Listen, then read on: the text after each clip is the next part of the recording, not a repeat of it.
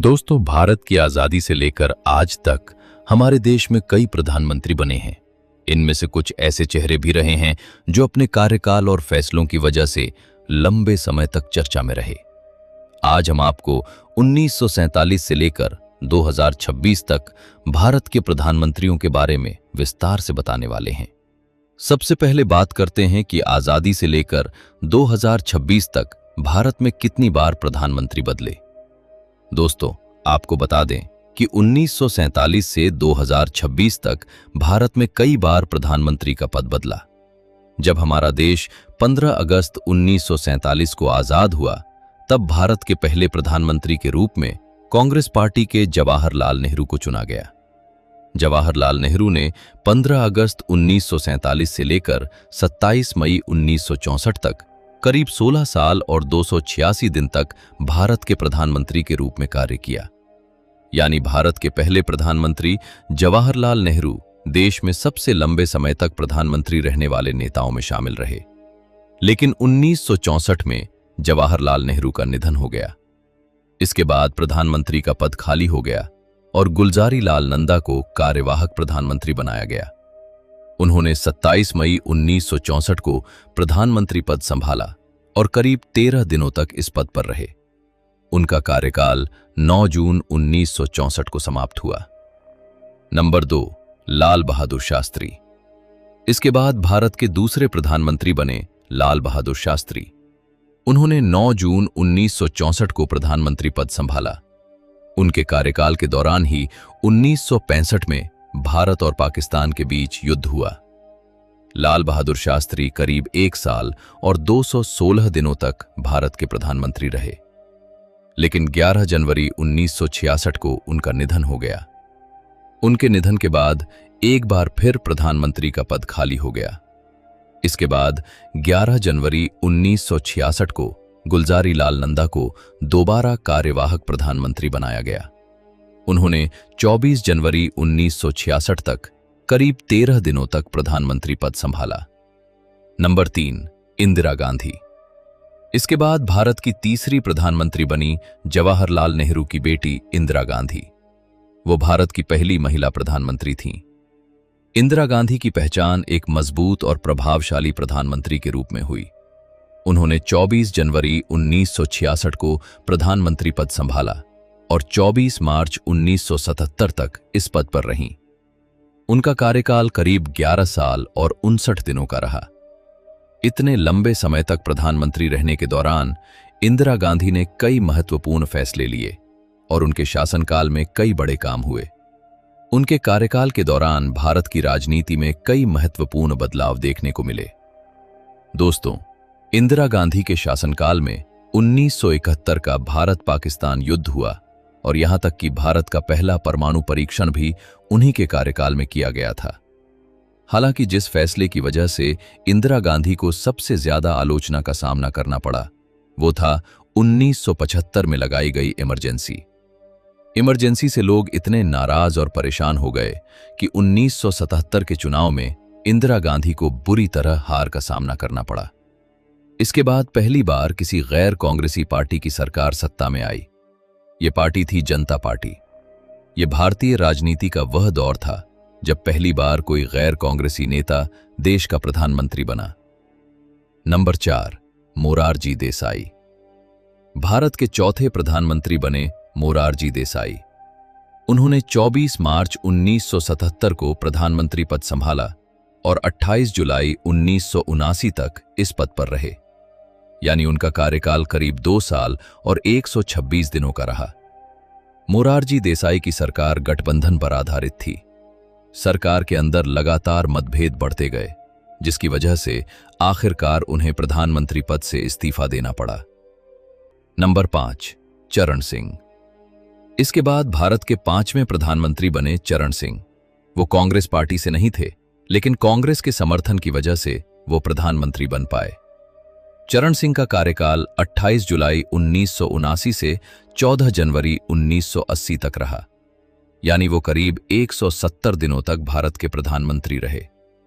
लेकिन बाद में कांग्रेस ने अपना समर्थन वापस ले लिया, जिसके कारण उनकी सरकार गिर गई। नंबर 6, इंदिरा गांधी। इसके बाद फिर से चुनाव हुए और 1980 में कांग्रेस पार्टी ने पूर्ण बहुमत के साथ सरकार बनाई।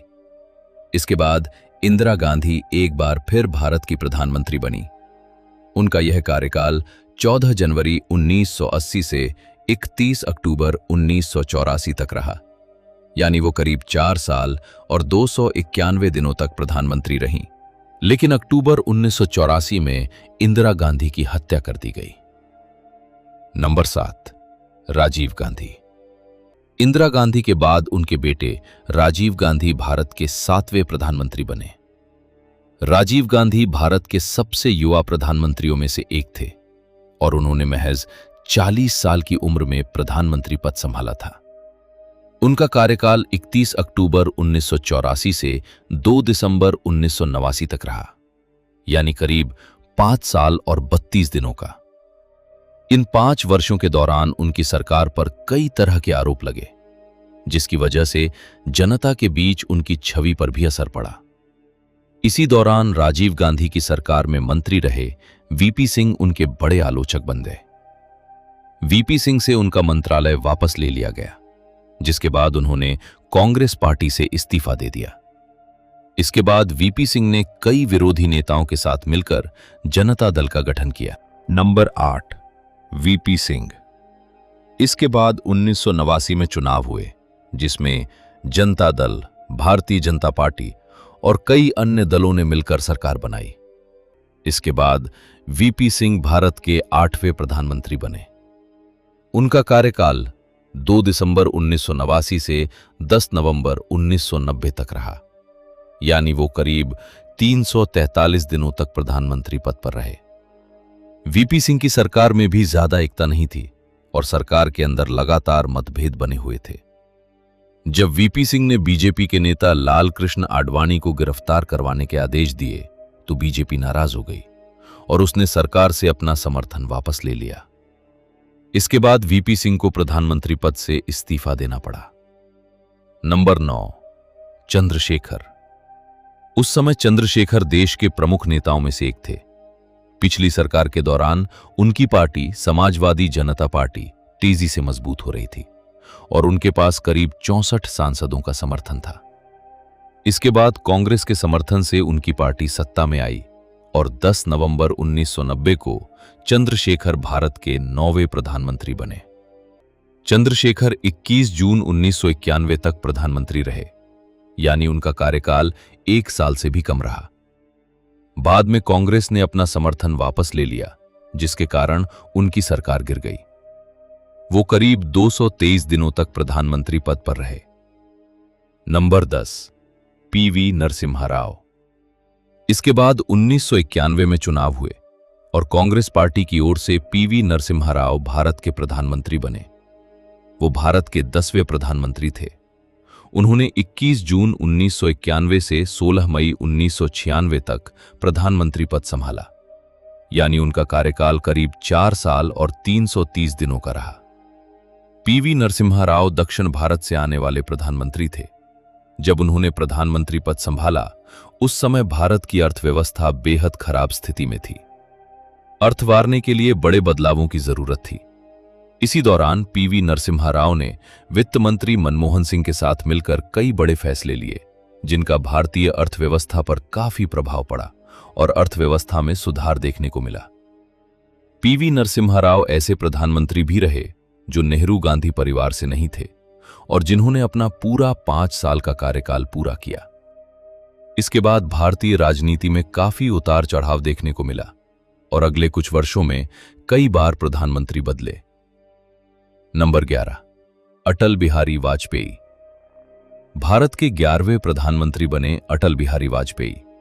उनका पहला कार्यकाल 16 मई 1996 से 1 जून 1996 तक रहा, यानी करीब 16 दिनों का। यह प्रधानमंत्री के सबसे छोटे कार्यकालों में से एक था। नंबर 12, एच.डी. देवगौड़ा। इसके बाद भारत के 12वें प्रधानमंत्री बने एच.डी. देवगौड़ा। उन्होंने 1 जून 1996 को प्रधानमंत्री पद संभाला और 21 अप्रैल 1997 तक इस पद पर रहे, यानी उनका कार्यकाल करीब 324 दिनों का रहा। नंबर 13, इंद्र कुमार गुजराल। इसके बाद भारत के 13वें प्रधानमंत्री बने इंद्र कुमार गुजराल। उनका कार्यकाल 21 अप्रैल 1997 से 19 मार्च 1998 तक रहा, यानी वो करीब 332 दिनों तक प्रधानमंत्री पद पर रहे। नंबर 14, अटल बिहारी वाजपेयी। इसके बाद एक बार फिर बीजेपी की ओर से अटल बिहारी वाजपेयी भारत के प्रधानमंत्री बने। इस बार उन्होंने 19 मार्च 1998 से 22 मई 2004 तक प्रधानमंत्री के रूप में कार्य किया। उनका कार्यकाल करीब 6 साल और 64 दिनों का रहा। अपने कार्यकाल के दौरान अटल बिहारी वाजपेयी ने कई महत्वपूर्ण फैसले लिए।